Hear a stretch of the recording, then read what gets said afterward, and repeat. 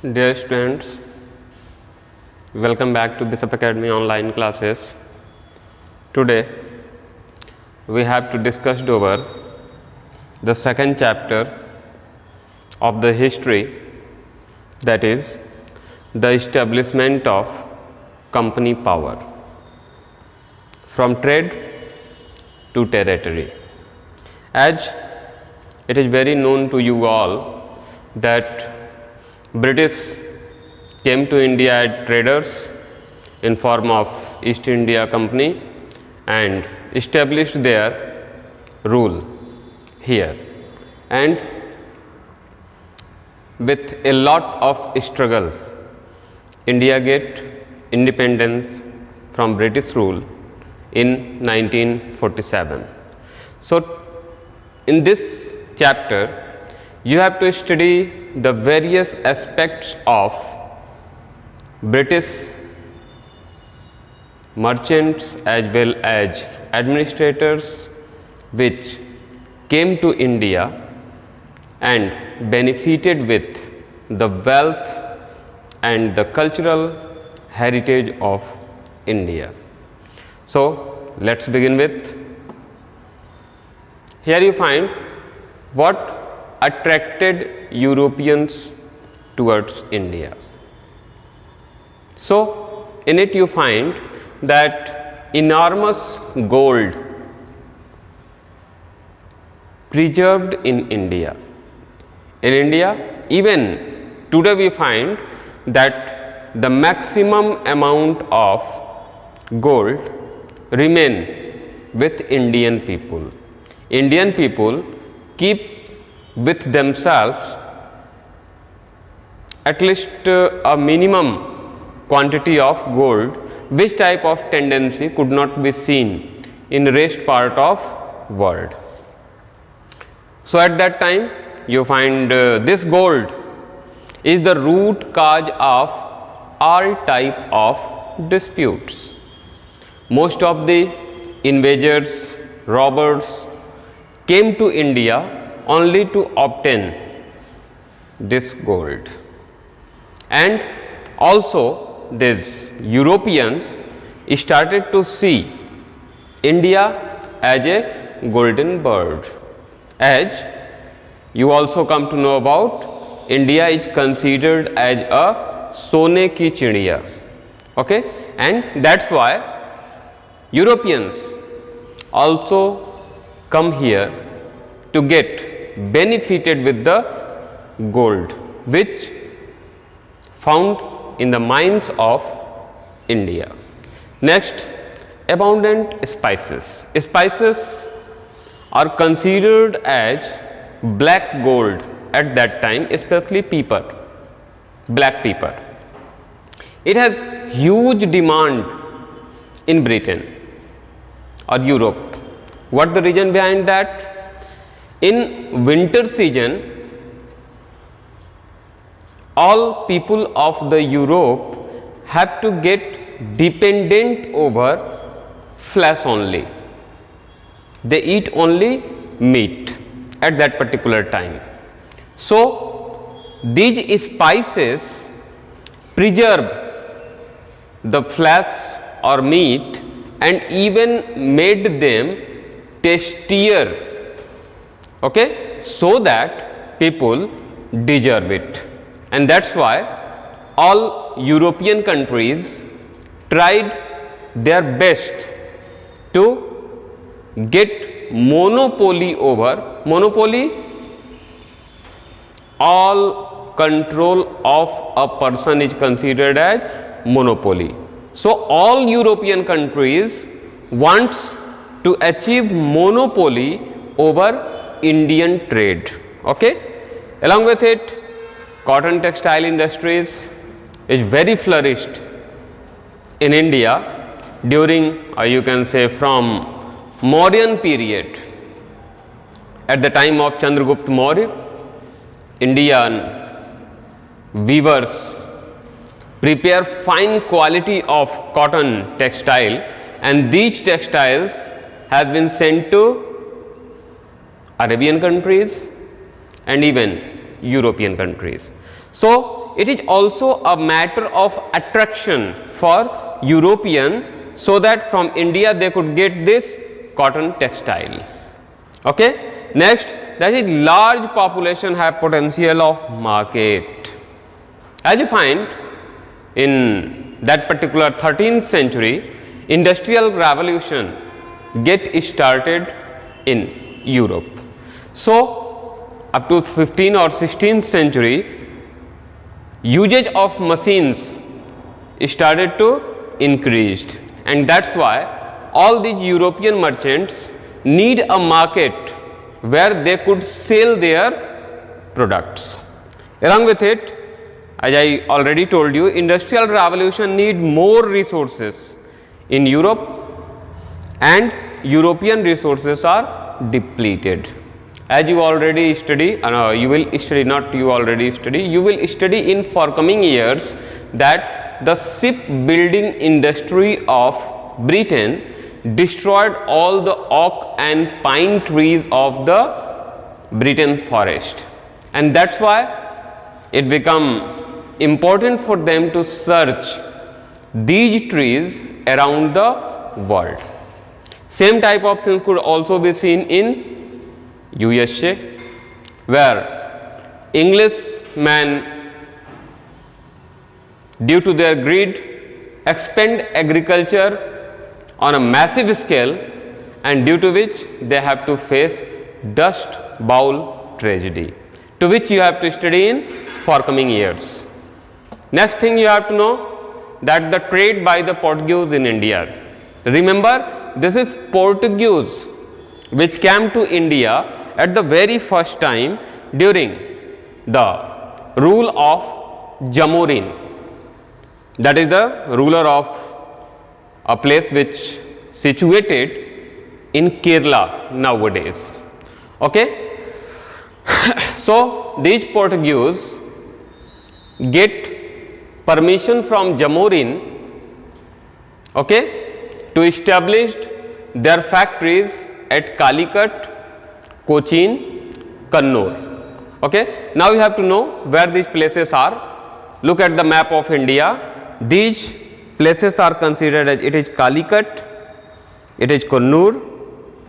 Both these places are established here. So when Portuguese came to India, they get permission to trade in Calicut, Cochin and Kannur, which are the three major ports of that time situated at Malabar coast. You already study about it. Malabar coast, this region from here to here, it is considered as Malabar coast. Okay. So they established, or you can say get permission to trade in these towns. Okay. These are the trade center of that time. Okay. So here the first Portuguese viceroy, Almeida, took the island of Diu in a procession in 1509. So you have to know where this Diu is. So look at the map. This place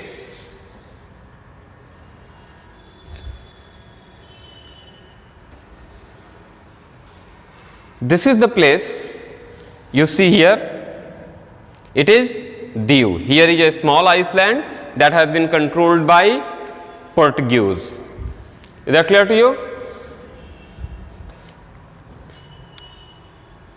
And next viceroy, Albuquerque, won Goa. You have to know the location of Goa. It is situated here at the meeting point of Malabar coast and Konkan coast. Okay. Is that clear to you?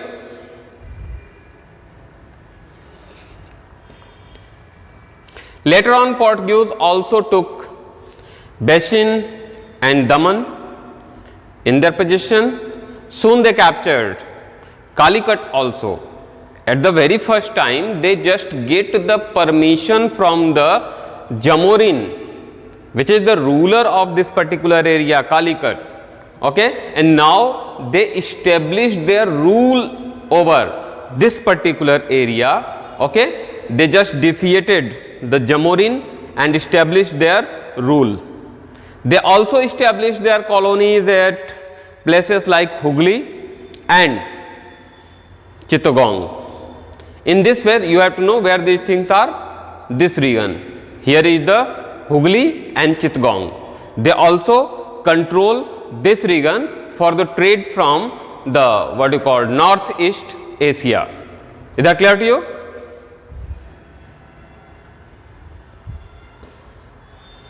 Next, Portuguese established monopoly in the eastern trade for 1 century, but after this there was a constant decline in their trade due to various factors, various causes, as at that time the means of transportation and communication are not as much, you can say, as strong or finished as we find it today.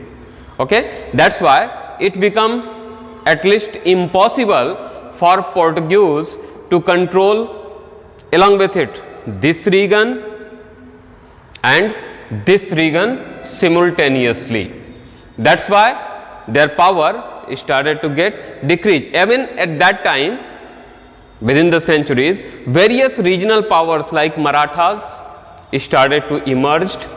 Even here you find Sindh, Multan, Lahore. These areas also started to increase in power. Here Nizam also become powerful. Means India that has been divided in very small kingdoms or states started to unite it together. Okay, at the time of you can say in 1507, such type of tendency started to emerge. Mughal Empire started to establish itself properly. That's why the small kingdoms depleted with the passage of time, and you find that at the same time the second country which established colonies in India is Dutch people. Okay, these Dutch people also form East India Company, okay, in 1602 and came to India for trading. The main purpose of this company was to have lucrative trade in spices in India and the East. As I already told you that these spices have higher value in Europe, okay, because this is the thing which made them for living in winter prosperously. Is that clear to you? They established their business centers in India at Chensura, Surat, Patna, Cochin and Nagapatnam. So here you find their scope is quite clear. Patna that has been established here, okay, Machilipatnam here, okay, Cochin here, and one more place that has been given there. What's that? Surat. Okay. So here is Surat, Cochin, here Cochin, Nagapatnam, along with it Patna. Here is Patna. So they acquire entire area for getting benefit of trade, and even they get succeeded in achieving their goals. Okay. With the passage of time, when British came to India, they have to go in the conflict with this Dutch traders and expelled them from India. Dutch people could not compete with East India Company that has been established by British, and that's why they have to what? Leave the places. Along with it, beside this, they exhibits more interest in the East Indies as compared to India. In the East Indies, they faces the Portuguese and forced to leave those islands. They now settled there. So here you find that this Dutch people concentrated over this region. This is the northeast region. So first of all they established here Surat, Cochin, Nagapatnam, Patna, but when they find that they have to compete with Portuguese, which is more senior than these persons in field of trade, वो Portuguese जो थे वो Dutch लोगों से पहले से व्यापार कर रहे थे, तब उन्हें उनको कंप्लीट करना था और अभी वो अपने आप को कंसोलिडेट नहीं कर पाए थे, तब तक ब्रिटिश भी आ गए। तो वो ब्रिटिश जो थे वो और ज़्यादा नए थे, उनके पास नई टेक्नोलॉजी थी, नई मीन्स थी, नए मेथड्स थे, ये सारी चीज़ें थी। अगली चीज़ क्या थी? इंडिया में पोर्टुगीज को देखते हुए इन डच लोगों ने ज़्यादा कॉन्सेंट्रेट जो है वो जो इंडो चाइना का रीजन है उस रीजन पर किया। यह भी एक कारण था कि वो यहाँ पर कंपीट नहीं कर पाए। Is that clear to you? So here you find, okay, next the French trade in India. French also came to India by establishing their businesses in 1664 AD. Okay, they established their first factory at Machilipatnam and Pondicherry. Okay, both these things are, you can say, considered as modern city. I think you familiar with both these cities. Later on, they established their factories at Chandranagar, Kasim Bazar, Balasore, Mahi and Karaikal.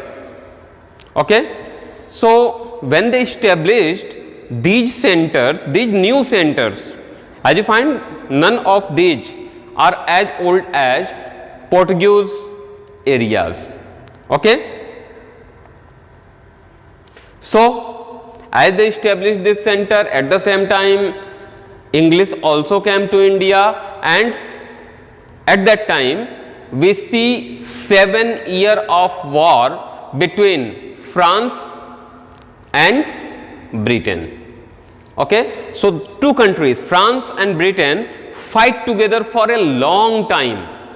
Okay, 7 years continuously they fight with each other, not only at their borders but also in the far off area or even in their colonies. So here you find that in India France भी available था, Britain भी available था, तो ये लोग आपस में जो है फाइट करते थे। But with the passes of time ये फाइट जो है 7 ईयर वॉर जो था वो खत्म हो गया, क्योंकि फ्रांस की जो राजकुमारी थी कैथरीन, उनकी शादी जो है वो ब्रिटेन के जो राजा थे चार्ल्स, उनके साथ जो है हो गई। इतना ही नहीं, फ्रांस ने जो उन्होंने बॉम्बे का एक एरिया जो था, आइसलैंड जो था, जिसको ताज़ा ताज़ा बिल्कुल डेवलप कर रहे थे, वो वहाँ पे अपने जो है इंफ्रास्ट्रक्चर को वो धीरे धीरे बना रहे थे, वो भी एज ए डोवारी उन्होंने ब्रिटिश लोगों को दे दिया। और उसके बाद फ्रांस ने जो है अपनी एक्टिविटीज़ धीरे धीरे धीरे धीरे कम कर ली इंडिया में। ओके, सो इसके बाद आप लोग देखते हैं कि ये जो ट्रेड था, स्ट्रगल था, इसमें ब्रिटिश लोगों के पास ढेर सारे बेनिफिट्स थे। Okay, now you have to get considered over what the British trade in India. So here you find the English, in order to have their trade dealing in India, had established the East India Company. Always remember, all these countries established what? East India Company. Why? Because their target is to trade with East, as in present time all the European countries are considered as Western countries, okay, and they called us Eastern countries. So for trade towards East, they established East India Company in 1600 AD, okay. And first of all, Hawkins sought the permission to establish a trade center at Surat from Jahangir, and even Sir Thomas Roe also get, okay, permission of Jahangir to establish their business center Ahmedabad, Bharuch and Agra. So Surat, which is the trading center of what? Dutch. So they have to what? Compete with each other. Even they get the trade right in Ahmedabad, Bharuch and Agra, more beyond the what you call coastal area of India. In AD 1639, the English laid the foundation of Madras. I think you familiar with the what? Map of Madras, which considered as Chennai nowadays, and constructed a fort which was named Fort St. George. Then King Charles II in 1668 rented Bombay to the company for merely £10 per year. Okay, so this £10 considered you as a very small amount, but at that time it is not what? Too much as you think, as you find here that the Mughal Emperor Farrukhsiyar allowed the English to trade duty free, means they do not impose any type of tax over the Britishers in lieu of only 3000 rupees per annum. Okay. So this is story of marriage of Catherine and what? Charles, I already told you. Okay. So Aurangzeb also allowed the British to establish their trade center in Bengal. Okay. Is that clear to you? And in 1717, British established one more fort in Kolkata that has been considered as Fort William. Okay.